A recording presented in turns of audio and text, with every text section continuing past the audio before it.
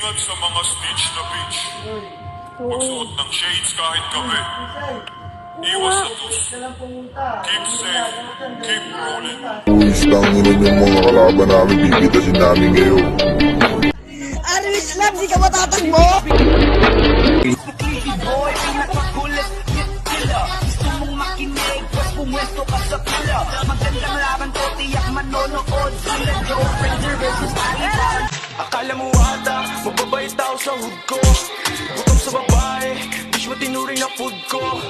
Pinaluhod ko, sabi mo split ka sa mic, eh. Pinanood mo, habang kami nakalive.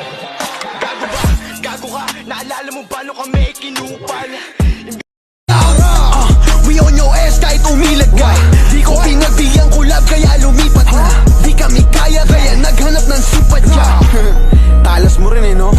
Ang tanda mo na uhugin ka pa rin. You want war? I'll give you war. I will kill. I'll be there in my red stiletto. Ang mundong kay lunod sa inggit. Puro linta ako magsisiksik. Kapag may bago na ko ang timano, tingin na agad nagsusumiksik. Kaso iba ako pag may nakita ko, meron na agad ako na bagong plano kung paano maglahon yung taong ayaw mag-iba yung papay. Hop, kala nyo nasta kami ha. Gra, bo. Everything dead. Every option made mine. Kakadutin ko babae mo, tapos wala kang magagawa. Raratasin na masabi mo, kakaiba kami sa iba. Aatatin ka di bali ko. Okay, tapos na kayo. Ako naman ah. Okay, game. Sinong nagsabi? Di ka mo ipapalik. Kung gulo lahat kami ay umalis. Kung nagkamali ka ng inakalaban o pala sinasabi mo naglaho na lahat ng papakayas. Paano ba naman kasi ang dami ko na binibilit ang sirain para di na umangat.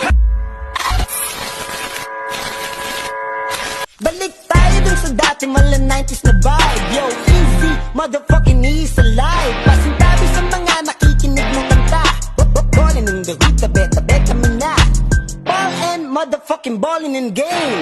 Rookie of the year pero pang Hall of the Fame. Celebrity status natin yung Huwag tayo nang isipin, buhay sa dyan ganyan. Ano man mangyari, andito lang sa likuran. We'll be there together, di ka iiwanan.